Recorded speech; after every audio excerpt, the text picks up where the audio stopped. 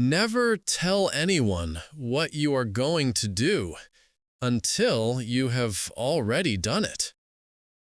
Why do your plans always fail before they happen? Why do people use your own secrets against you? It is not bad luck. It is because you talk too much. In a world of noise, the open mouth is a fatal wound. You oversell, you overshare, and you complain. You are bleeding power with every word. Today, we teach you the art of strategic silence.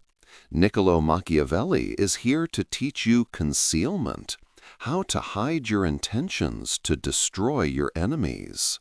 Marcus Aurelius is here to teach you restraint, how to stop seeking validation and find power in silence. Quick check. If you are ready to stop being a loud target and become a silent predator, subscribe now. Close your mouth. Open your mind. Welcome to the debate. Your mouth is your enemy. The open door. The danger of revealing plans. Marcus, look at the modern man. He has a goal. He wants to build an empire or conquer a woman. And what is the first thing he does? He posts it. He announces it to the world. He thinks he is building accountability. I tell you, he is digging his own grave. The moment you speak your plan, you have killed it. You have handed your enemies the map to your castle and shown them exactly where to place the explosives. In the game of power, information is the only currency. If I know what you want, I can block you. To reveal your plan before it is executed is not honesty, it is suicide. Niccolò, you see enemies everywhere. You live in a world of daggers. But while your paranoia is extreme, your observation is correct. The man who speaks too soon destroys his own power. But he does not destroy it because of enemies or explosives. He destroys it because he betrays himself. Why do we announce our plans? It is vanity. It is a weakness of the soul. We do not believe in our own capacity, so we beg for external validation before we have even started. When you tell someone your goal and they say, "Wow, amazing," your brain releases dopamine. You feel the reward without doing the work. You satisfy the hunger, and a satisfied man does not hunt. You talk of dopamine and feelings, Marcus. I talk of sharks. You say I am paranoid? Look at human nature. Men are envious, greedy, and ungrateful. When you tell a friend your big ambition, you think he is happy for you. Look closer at his eyes. There is a flicker of shadow. That is envy. By announcing your rise, you are inadvertently highlighting his failure. You are insulting him. And a man insulted will subconsciously try to drag you back down. He will plant a seed of doubt. Are you sure that's safe? Isn't that risky? These are not words of concern. They are shackles. He is trying to keep you in the bucket with the other crabs. You describe a sad existence, Niccolò, surrounded by friends who secretly hate you. If those are your friends, you have chosen poorly. But even among good men, silence is required, not to protect against sabotage, but to protect against dilution. Ideas are fragile things. When they are new, they are like candle flames in the wind. If you expose them to the wind of public opinion too early, they blow out. You must build an inner sanctum, a place in your mind where no one else is allowed. In that place, you cultivate your plans. You water them in the dark. To need the approval of another to pursue your duty is slavery. Slavery indeed. But let us be practical, Marcus. You talk of inner sanctums, but people are nosy. They ask, what are you up to? How do you answer without revealing your hand? The fool says nothing. That makes people suspicious. The smart man uses the decoy. Give them a false goal, a boring goal. If you are building an empire, Tell them you are just doing a bit of reading. Throw them a bone to chew on. While they are judging your boring, fake goal, you are free to work on the real one in the shadows. You must appear common to be free. Camouflage is the skin of the predator. Be beige on the outside and red on the inside. Deception again. You cannot breathe without a lie in your lungs, can you? You do not need to lie to protect your work. You simply need to enforce boundaries, the boundary of the self. When they ask, "What are you doing?" you can simply smile and say, "I am focused on my work." You do not need to explain what the work is. The need to explain is the open door. You feel that you owe them an answer. You owe them nothing. Learn to sit in the awkward silence. If they press you, look them in the eye and say, "I prefer not to discuss it until it is finished." This signals immense power. It commands respect. A man who cannot keep a secret is a man who has no depth. He is a shallow puddle. Be an ocean. An ocean drowns people, Marcus. That is the point. But you miss the greatest danger of the open door, the theft of ideas. In the marketplace, execution is expensive, but ideas are free. If you give your idea to a hungry wolf, he will eat it and claim he cooked it. How many times has the nice guy shared his strategy only for his boss to take the credit? Your mouth is your enemy because it arms your rivals. You are handing them your weapon. Keep the blade hidden, the tactic of the ambush. Do not warn them you are coming. Let your success be a sudden explosion. Shock creates awe. If they see you coming for 10 miles, they have time to build defenses. If you appear out of nowhere, they surrender. You frame life as a constant war for credit and dominance, but I will agree on the discipline. To speak is to dissipate. To do is to consolidate. Every time you open your mouth to brag, to explain, or to project, you are weakening your resolve. Think of a steam engine. If you open all the valves, the steam escapes and the engine does not move. If you close the valves, the pressure builds and the piston drives the wheel.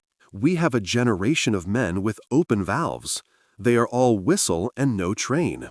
Seal the valves, Niccolò. Let the pressure build. Let it hurt.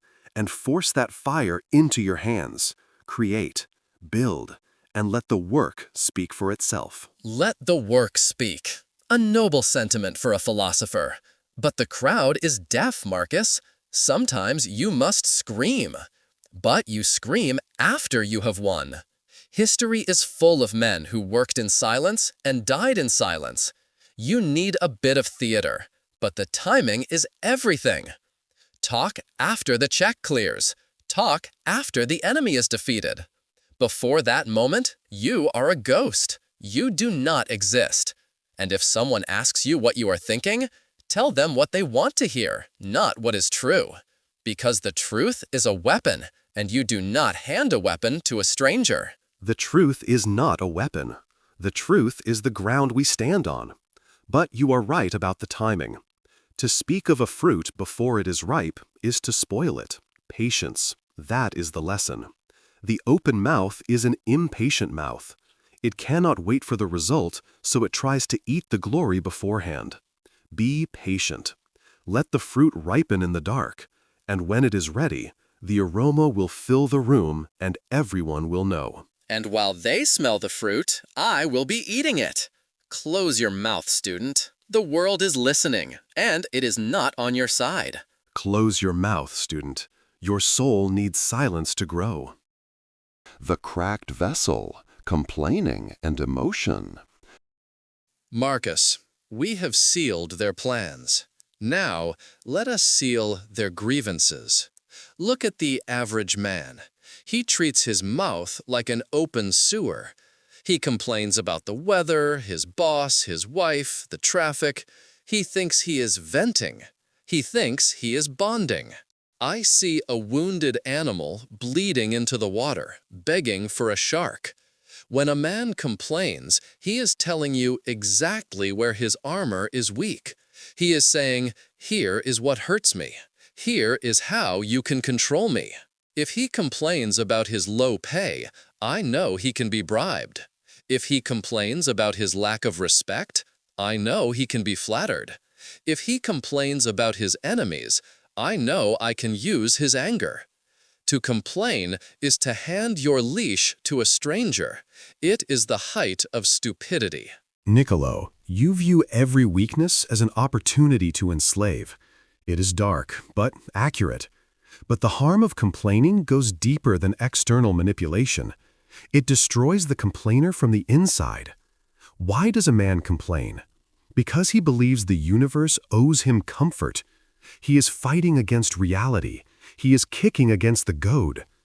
Every time you complain, you are saying, this moment is wrong. This reality is insufficient. You poison your own perception. You turn a neutral event, like rain or a difficult person, into a tragedy. And by doing so, you render yourself helpless. You become a victim. And a victim has no power. Everything that happens is either endurable or not. If it's endurable, then endure it. Stop complaining. Endure it, the favorite word of the slave. I say, do not just endure it, exploit it. But let us talk about the social cost, Marcus. The complainer thinks he is finding sympathy. He is wrong. People hate complainers. They are energy vampires. When you whine, people may nod politely, but inside they are repulsed. They lose respect for you. They see a man who cannot handle his own life. The law of status. The higher the status, the less the complaints. The king does not whine about the cold. The peasant does. If you want to force respect, you must never be heard complaining. Not about the food, not about the service, not about the betrayal. Swallow the poison and smile. This makes you look terrifyingly strong. If tragedy strikes and you do not flinch, people begin to wonder if you are human or something more. That mystery is power. You suppress the complaint to appear strong to others. I suppress the complaint to be strong for myself. There is a difference, Niccolò. You are acting, I am training. But you are right about the vampire.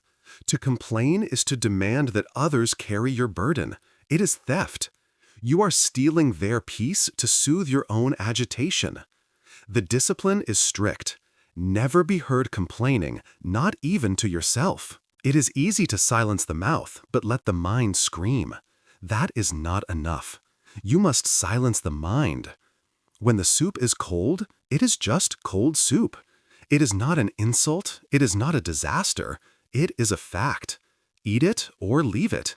But do not narrate a story of misery around it. Ideally, yes. But let's teach them how to weaponize this. Since most men are weak, Marcus, they love to complain. They are desperate for a sympathetic ear. The dangerously smart man uses the false sympathy. If I want to destroy a rival, I do not attack him. I become his therapist. I sit with him. I buy him a drink. And I say, "It must be so hard for you. Tell me about it." I encourage him to whine. I validate his victimhood. Yes, the boss treats you unfairly. Yes, your wife is unreasonable.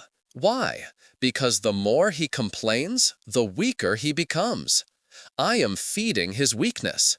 I am helping him dig a pit of self-pity so deep he can never climb out.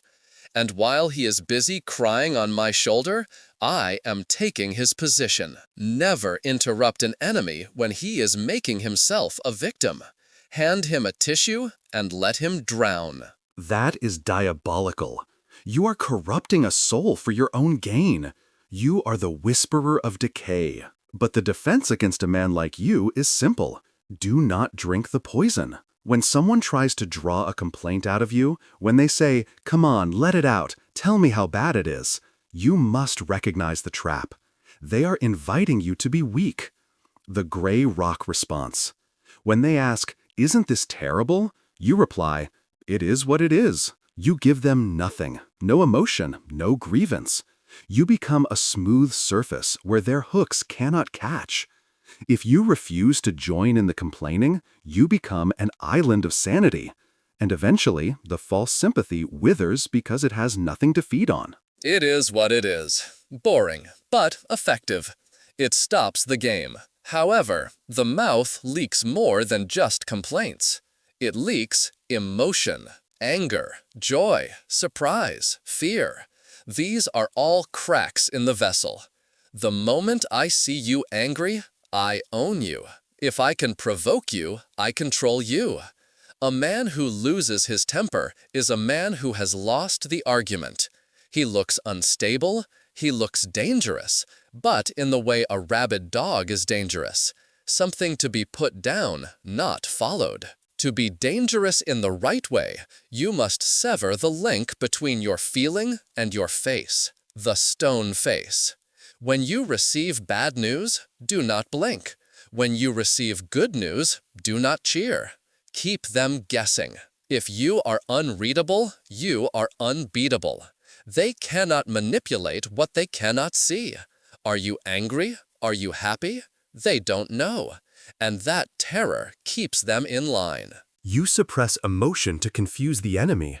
I regulate emotion to preserve the soul. Anger is temporary madness, Niccolò. It is a fire that burns the vessel that holds it. You say, do not show anger so you don't lose status. I say, do not be angry so you don't lose your reason. But I agree on the manifestation.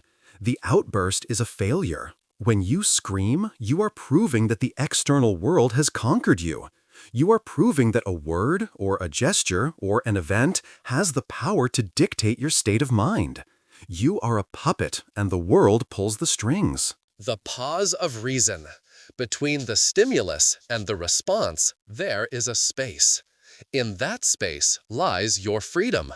If someone insults you and you immediately snap back, you are a reflex. You are a machine. If you pause, breathe, and choose your response, you are a man. A man, yes, but sometimes, Marcus, a man needs to use anger. Not feel it, but use it. Tactical anger. This is a tool of the prince. Sometimes people become complacent. They get lazy. They need a shock. A calculated explosion of rage can wake them up. But the key is control. You decide to turn it on, and you decide to turn it off. You scream, you smash the table, you terrify them. And then, 1 minute later, you are calmly drinking wine. This terrifies them even more. It shows that your rage is an instrument, not a master. It shows you are capable of violence, but fully in control of it. That is the definition of a dangerous leader. You play with fire. Tactical anger easily becomes real anger. The mask eats the face. If you rely on screaming to lead, you are not leading men. You are driving cattle. Cattle move out of fear, but they will trample you the moment you slip. The ultimate tactical emotion is cheerfulness. Not the manic happiness of a fool, but the steady, quiet cheerfulness of a man who accepts his fate. If the ship is sinking and the captain is screaming in tactical anger, the crew panics. If the captain is calm and cheerful, the crew finds courage. Be the anchor. Anger shakes the boat. Cheerfulness steadies it. Cheerfulness on a sinking ship? You will die with a smile, Marcus. I will survive with a scream. But let us bring it back to the mouth. The rule remains. Leak nothing. Do not leak your complaints. Do not leak your real emotions. Do not leak your vulnerability. Every word you speak is a commitment. Every emotion you show is a vulnerability. Be stingy. Hoard your words like gold. Make them pay for every syllable. Hoard your words, yes, but not to manipulate. Hoard them to preserve their value. A man who speaks rarely is listened to. A man who never complains is admired. A man who never explodes is trusted. Your mouth is the gate to your soul, student.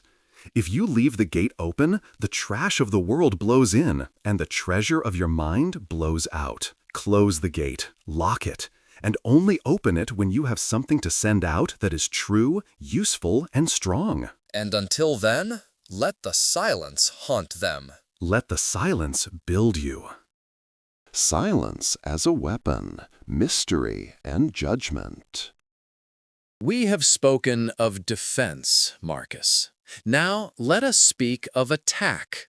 You see silence as a shield. I see it as a sword. In my time in the courts of Europe, I learned that the most terrifying man in the room is not the one shouting orders.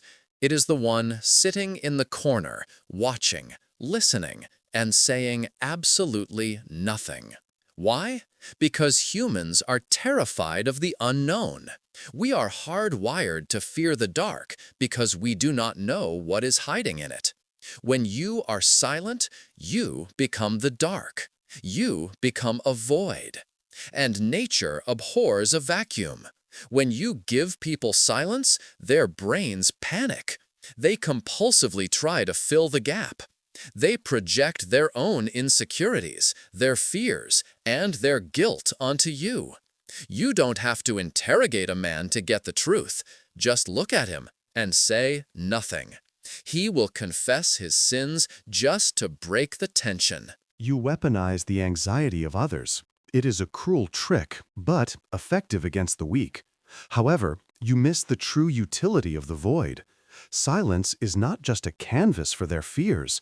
It is a filter for your truth. Most men act on impulse. A thought enters their head, and it immediately exits their mouth. There is no gatekeeper. They are slaves to their first impression. The Stoic uses silence as the gap. When an event happens, or words are spoken, I step back into the silence of my own mind.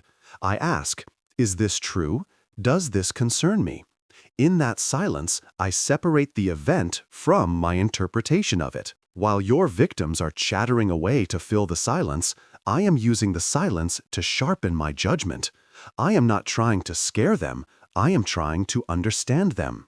And when I finally speak, my words cut deep because they are born of reflection, not reaction. Reflection is slow. Dominance is fast. Let us give them a tool for the boardroom, for the negotiation, for the date. The pregnant pause. When you are negotiating, state your price, and then shut your mouth. The air will become heavy. The other person will squirm. They will feel a desperate need to fix the awkwardness. They will start bargaining against themselves. Well, maybe we can do a bit better. I suppose we could add this. You haven't said a word, and they are already handing you their wallet. The first one to speak loses. It is a game of chicken. He who can tolerate the most awkwardness wins the pot. Most men would rather lose money than feel awkward for 10 seconds. Be the man who thrives in the awkwardness. It is a contest of wills, yes, but it is also a contest of self-sufficiency. The man who speaks first loses because he needs the other person. He needs the connection. He needs the resolution. The man who remains silent signals that he is complete within himself.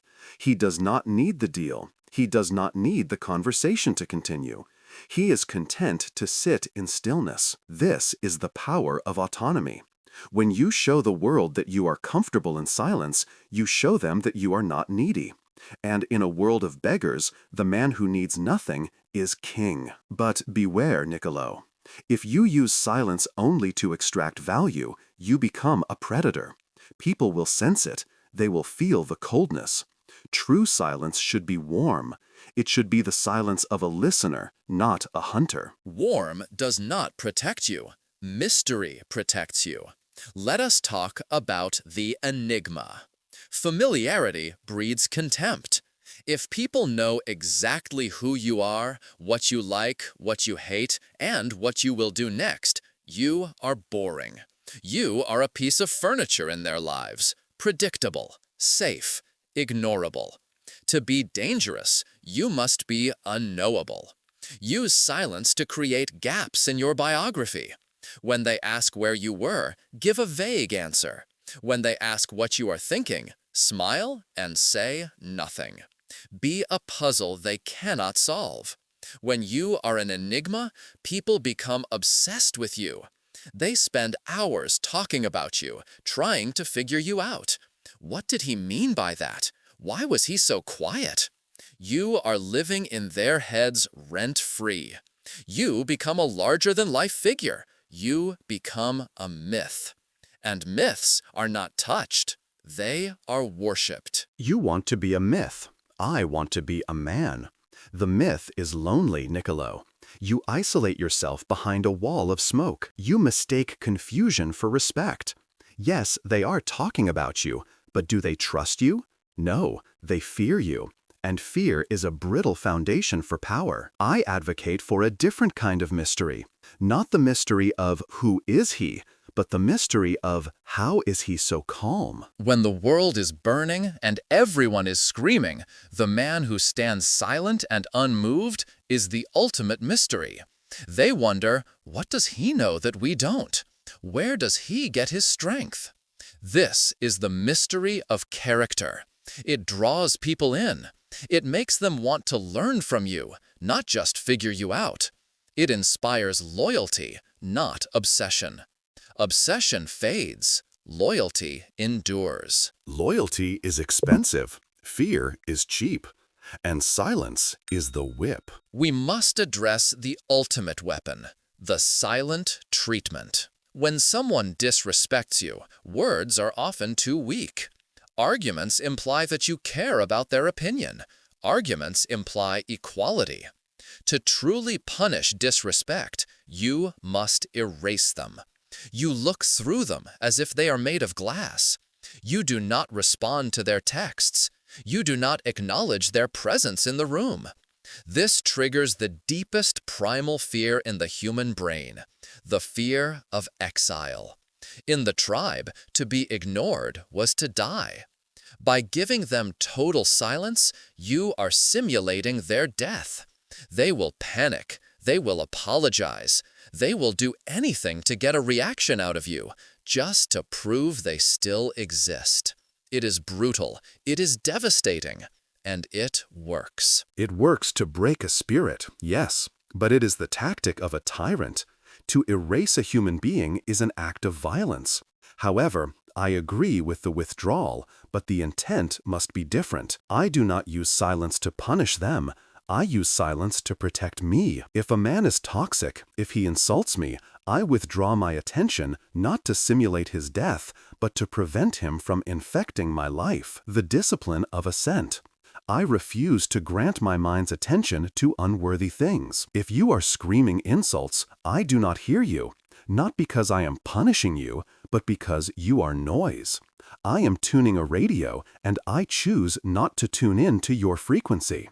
This is not the silent treatment. This is sovereign indifference. The difference is internal. In your method, you are watching them, waiting for them to break. You are still attached. In my method, I have already moved on. I am thinking about something else. That is true power. To be so unbothered that you forget to punish them. You take the fun out of revenge, Marcus. But practically, the result is the same. They are cut off. But let us look at the final aspect of the mouth, the judgment. The man who speaks first is the defendant. The man who listens is the judge. When you enter a meeting, let everyone else spill their guts. Let them present their cases. You sit back. You steeple your fingers. You watch. By speaking last, you hold the ultimate card. You have heard all their positions. You know all their weaknesses. You can summarize the entire room and deliver the final verdict. He who speaks last speaks loudest. The silence before your verdict builds anticipation. It frames your words as the conclusion. Do not waste your words in the fray. Hoard them for the kill. Hoard them for the kill. You see conversation as a gladiator pit. But the principle of listening holds true. The wise man listens not to judge, but to learn. It is impossible for a man to learn what he thinks he already knows. If I am talking, I am repeating what I already know. If I am listening, I might learn something new. I listen to the fool, the enemy, and the friend. I gather the fragments of truth from each. And yes, speaking last allows you to synthesize. It allows you to bring order to chaos, but do it to serve the room, not to dominate it. If you speak last only to crush them, you are a bully. If you speak last to clarify the path forward, you are a king. Your mouth is a tool, student. It can build or it can destroy. But remember this, once the word leaves your lips, you are its slave. While it remains unspoken, you are its master. Exactly. So keep the master in charge. Keep the door shut. Keep the vessel sealed. Keep the mystery alive. Let them wonder. Let them fear. Let them guess. In a world of open mouths, the closed mouth is a loaded gun. And in a world of noise, the silent mind is a sanctuary. Choose your silence. Will it be the silence of the predator waiting to strike, or the silence of the mountain waiting to endure? The synthesis. The debate is sealed. You have heard the verdict. Machiavelli taught you that silence is a dagger. Use it to hide your plans, confuse your enemies with mystery, and let them destroy themselves trying to fill the void. Marcus Aurelius taught you that silence is a shield. Use it to preserve your energy, protect your peace from complaints, and maintain the sovereign boundary of your soul. Whether you use it to attack or to defend, the rule remains absolute. Your mouth is your enemy. Every word you speak is a risk. Every word you keep is a stored asset. In a world addicted to noise, the silent man is the only one who can hear the truth. If you are ready to master the art of silence, subscribe to the channel. We are building an order of silent operators. Make your choice in the comments below. Write, "Silence is my weapon," if you choose the Machiavellian path of strategy. Or, "Silence is my shield," if you choose the Stoic path of inner peace. Close your mouth. Open your eyes. Until next time.